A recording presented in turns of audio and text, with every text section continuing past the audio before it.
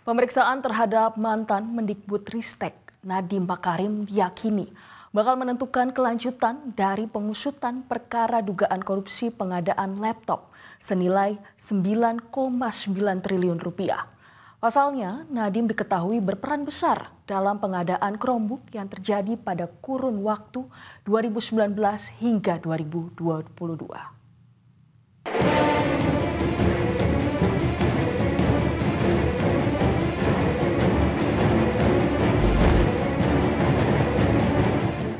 Kejaksaan Agung akhirnya memeriksa mantan Menteri Pendidikan, Kebudayaan, Riset, dan Teknologi Nadiem Makarim sebagai saksi terkait dugaan korupsi pengadaan laptop Chromebook senilai 9,9 triliun rupiah. Sebagai pimpinan tertinggi di Kemendikbudristek saat itu, Nadiem diminta pertanggungjawaban dalam proses pengadaan laptop berbasis Chromebook dilaksanakan. Belakangan proyek Chromebook itu dinilai bermasalah. Penyidik Kejaksaan Agung menduga ada pemufakatan jahat di balik penggantian spesifikasi teknis tanpa mempertimbangkan hasil uji coba sebelumnya dan kebutuhan faktual di lapangan dalam penggunaan Chromebook. Padahal hasil kajian tim teknis internal merekomendasikan laptop berbasis Windows. Kejaksaan juga menyoroti pengadaan laptop yang tidak melalui proses lelang. Nanti akan dipertanyakan bagaimana prosesnya, bagaimana pengetahuan yang bersangkutan terhadap hal ini, dan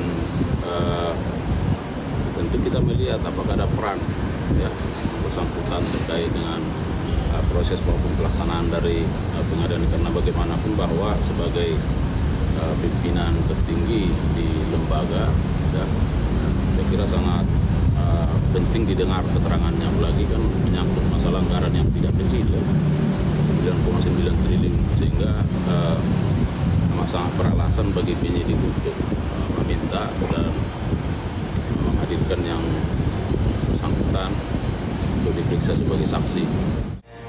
Sejauh ini Kejaksaan Agung telah memeriksa beberapa saksi, termasuk 2 mantan staf sus Nadiem, Fiona Handayani dan Ibrahim Arif. Fiona sudah 2 kali diperiksa, sedangkan Ibrahim diperiksa 1 kali. Mantan staf sus lainnya, Juris Tan, belum memenuhi 2 kali panggilan penyidik. Penyidik juga melakukan penggeledahan terhadap ketiga mantan staf sus tersebut.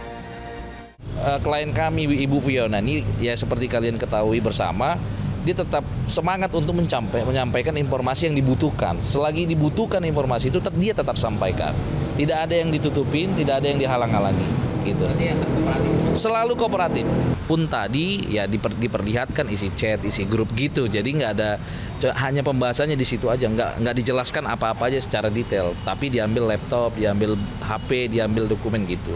Tadi itu berarti sempat diklarifikasi sama penyidiknya soal hasil sitaan dari apartemen. Bukan diklarifikasi, jadi dia mungkin penyidik mendapatkan apa nih yang perlu diklarifikasi sama Ibu Fiona tentang chat dari Januari sampai dengan Juni, apa-apa aja gitu loh. Adapun mantan Mendikbudristek Nadiem Makarim sebelumnya telah menyampaikan kepada awak media terkait pengusutan korupsi Chromebook. Nadiem mengaku kaget lantaran pengadaan laptop telah diawasi sejumlah instansi, termasuk pelibatan Jamdatun.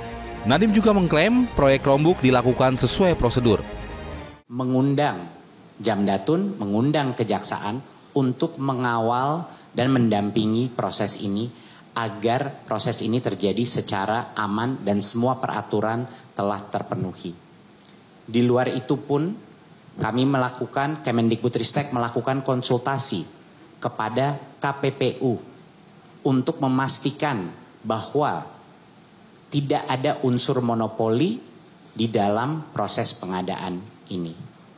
Jadi sudah berbagai macam jalur yang ditempuh untuk memastikan bahwa pengadaan sebesar ini yang memang selalu kami mengetahui dari awal pasti ada resikonya, dikawal dengan berbagai instansi. Inilah salah satu alasan kenapa saya juga terkejut waktu mengetahui berita ini. Meski demikian, penyidik Jampitsus menemukan adanya unsur pidana dalam pengadaan proyek Chromebook senilai 9,9 triliun rupiah tersebut. Dugaan korupsi pengadaan laptop periode 2019 hingga 2022 itu telah naik penyidik sejak 20 Mei 2025. Tim Liputan Metro TV. Kejaksaan Agung akhirnya menetapkan 4 orang tersangka yang merupakan bekas anak buah mantan Mendikbudristek Nadiem Makarim dalam kasus korupsi pengadaan laptop Chromebook. Kejagung juga mengungkap awal skandal dari Chromebook dimulai pada saat dibuatnya grup WhatsApp Mas Menteri Kortim oleh Nadiem bersama dengan para staf khususnya.